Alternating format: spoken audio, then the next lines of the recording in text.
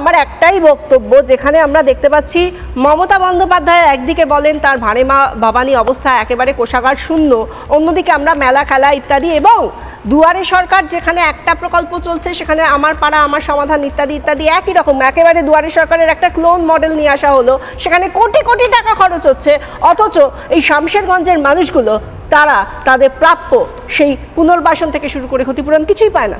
দুদিন পরে দুর্গাপুজোয় কলকাতা সহ সারা রাজ্য আলোর রোশনাই হবে, মানুষ একদিকে আনন্দে মেতে উঠবে, নতুন জামা কাপড় আলো ঝকমক করছে, মমতা ব্যানার্জি জায়গায় জায়গায় মাননীয় মুখ্যমন্ত্রী এবং তার মন্ত্রীরা হাতে কাঁচি নিয়ে ফিতে কাটতে বেরোবেন, কিন্তু শামশেরগঞ্জের মানুষগুলো কেন ক্ষতিপূরণের টাকা পাবে না? এর জবাব মমতা ব্যানার্জি হাইকোর্ট এখানেও প্রশ্ন তুলেছে। পশ্চিমবঙ্গের প্রতিটা ঘটনায় কেন হাইকোর্টকে নির্দেশ দিতে হয়? হাইকোর্টের দরজা কর্না নাড়লে কেন সরকারের ঘুম ভাঙে না? এই প্রশ্নটা আমাদের।